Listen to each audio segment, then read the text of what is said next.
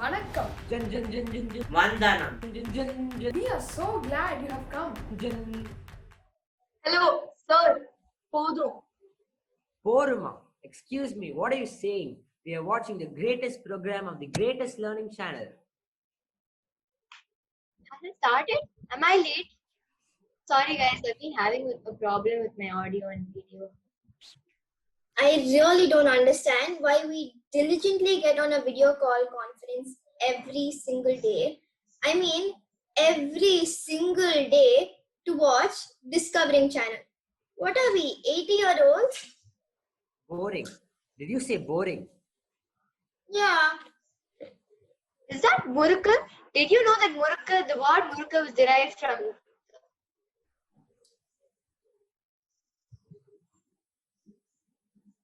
Hey, where did she go? Aparna. Hello. Hey, they're introducing today's new topic. Let's see what's new. Yes, so interesting. What a crime thriller. Your favorite show of stones and stories. On your one and only Discovering Channel. For today is the day to ask what. Thereby taking a break from all that went wrong. Today is the day to ask how. And shell out all your inhibitions now. Today is the day to ask where. To understand about those we must care. Today is the day to ask why. And this is how you make everybody cry. Oh. sorry guys, internet was off. What did I make? Introduction. The suspense is killing me. As I was saying, the whole video for internet is all over the place. Done. Without a side, today we travel down south of the peninsular India. Understand about the King of Kings. And most importantly, the contribution of Kings, one such being the greatest, the most renowned, the Brihadishwara temple. Brihadishwara temple? You mean Tamil Nadu? It's in our state, guys. Fun fact, I have visited this temple and I know all about it. It's actually fantastic to see how they built it. It's a true reflection of What is so great about a temple? My grandparents have told me about it thousands of times, but it never fascinated me. The Brihadishwara temple is commonly referred to as the Periya Kovil by our people. Dedicated to Lord Shiva and located in Tanjavur, it is considered to be an exemplary creation of the great Rajaraja Chola of the Chola dynasty, who built it to show the true reflection of the Dravidian architecture. Throughout the Tamilakam, the king was considered to be divine by nature, and he possessed religious significance. The king was said to be representative of God on earth, and Kovil, meaning temple nowadays, was the residence of God.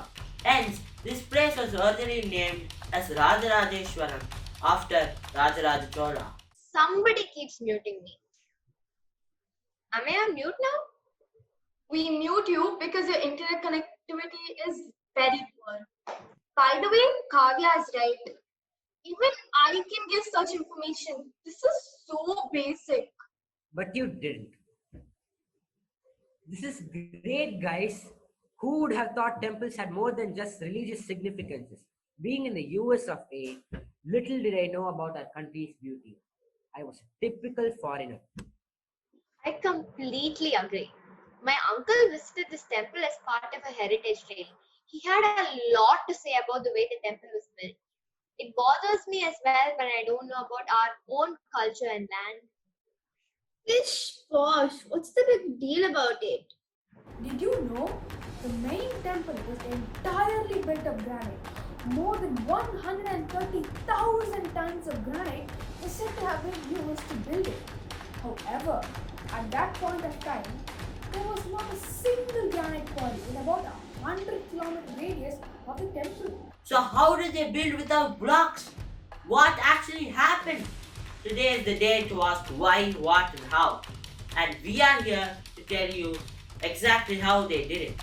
But after a break.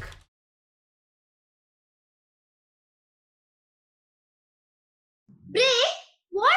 How did they build such a big temple? God, breaks are annoying. Oh, someone is interested. No. I just want to get it over with. Huh? Like nobody knows the answer. I don't think it's fair to say that. I don't know the answer. Do you? You see, how it was built was. Hello? Hello? Where did she go? Looks like her internet is off. No, it's not. It's back on. Welcome back to your favorite show of Stones and Stories on your favorite Discovering channel. No mountains, no rocky hills, no granite quarry, so no availability of stone. How did the magnificent big temple have its building blocks of 130,000 tons reach the town of Tanjavur? You see, Rajaraja Chola insisted on the use of these stones only. This means that transporting these stones would have been a Herculean task. And it was. It took 3,000 elephants to bring the stone from far away. And what is interesting is the fact there were no other materials like cement, plaster, or other adhesives used to build the mighty Vimana. You wonder how it was constructed then? The architecture is based on an interlock method, what is known as the puzzle technique. Just like how we fix puzzles, one stone is placed over another stone to lock it. With a wide base, this foundation is made strong over 1,000 years. Wow, he's actually using Lego blocks to demonstrate. Exactly, so it won't tilt like the Leaning Tower of Pisa. That's amazing. I mean, the Leaning Tower of Pisa is taller in its inclination is its beauty. Guys, it's not just that. Look, here's an amazing fact. The top of the Gopuram is 80 tons and it's made of a single stone without machinery. And using 3,000 elephants, they mounted the carved stone. So cool. That's a lot of elephants. But considering the technological availabilities, it seems like an obvious way. What else is new? While it took innumerable amount of animals and laborers to create this magnanimity, they were never left uncredited. Inscriptions in the temple point towards the chief architect of the temple. Depictions of Bharatanatyam dancers are carved here, also marking evidence to the fact that the temple was a platform for talented dancers to showcase their talent. These depictions are the first of their kind. The Brihadishwara temple truly embraces the power of Tamil culture in its own style through its structure. The temple illustrates the number of letters of the alphabet in Tamil through its design. Are you curious to know how? What is the significance of Tamil in the entire structure of the temple? Well, to know that, come back after the break.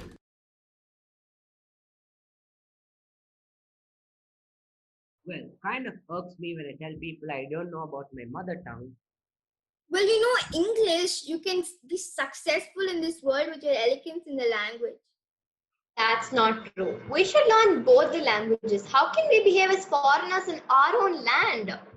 You see, Tamil language is very easy. This is how it goes. E, oo. And it goes on. Oh. What's after that? Hey, it's back. Welcome back to your favorite show of Stones and Stories on your favorite Discovery channel. Designed in a way to signify the Tamil language, the great Rajaraja Chola ensured he made a mark to truly glorify the culture of Tamil. The height of Lord Shiva, the idol of the temple, is equal to the number of vowels in the Tamil language. Weird எழுத்துக்கள், much like a, e, o, and so on. Like this, there are 12 vowels. So, the height of the Shiva is 12 feet. The height of Lord Shiva's base, in which he is mounted, equal to the number of consonants. Many எழுத்துக்கள் like ikke, ille, itche, itte, etc. etc. There are 18 of them. That's the height of the base. 18 feet. The height of the gopuram is equal to the number of உயிர்மெய் எழுத்துக்கள். What is உயிர்மெய் எழுத்துக்கள், you ask? உயிர் எழுத்துக்கள் is vowels and மெய் எழுத்துக்கள் is consonants. So naturally, உயிர்மெய் எழுத்துக்கள் is a combination of vowels and consonants, which is like kaka, kiki, tata, titi, chacha, chichi. There are 216 of them, which is also the gopuram's height, 216 feet.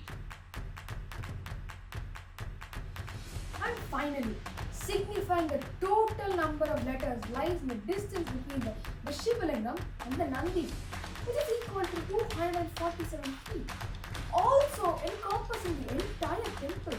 What? Such an intricate design and framework truly highlights the ideologies of those kings and how each one back then felt a sense of great pride in their culture, heritage and identity of Tamil. When one looks at the Dravidian culture, the architecture and the systems, one can definitely learn and understand how practices have trickled down across many generations. What is more fascinating is the fact that there still remain so many unanswered questions. And when we begin unraveling, it will truly help us discover our identity and give us more perspective in understanding our world better. Don't you think? On that note, this is Shri. And Shri, signing off from your favorite show of Stories and Stories. We will meet you in another travel episode with more interesting facts of Indian history, literature and heritage, only on your favorite Discovering channel. Until then, you take care and don't forget to ask yourself about your stones to find out your story. Help yourself uplift your identity. Bye-bye.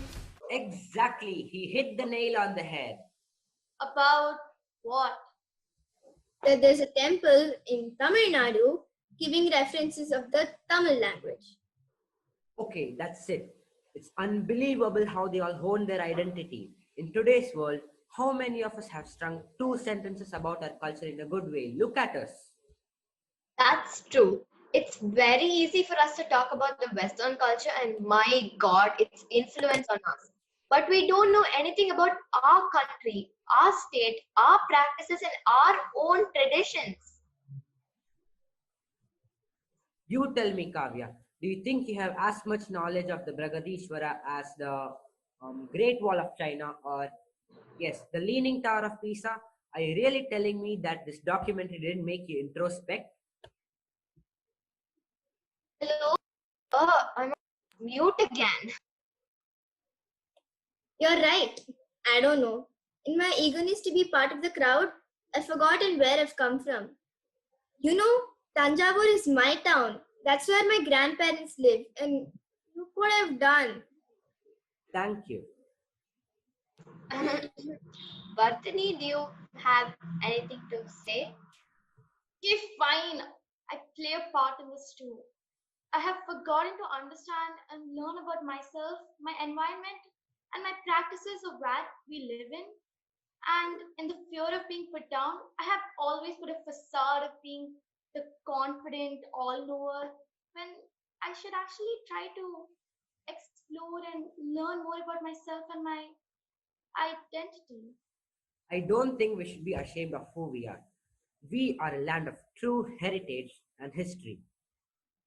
You are right. I'm never going to frown upon the stories that my grandparents tell me. In fact, I'm going to share it with everyone around me. Aparna, you're on mute again. Oh, sorry.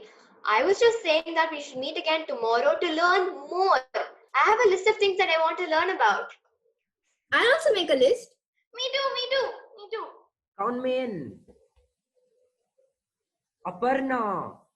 You've muted yourself. Yet again. Oh, sorry. Well, see you tomorrow. Bye. Bye. Bye. I'm leaving. Bye. Bye.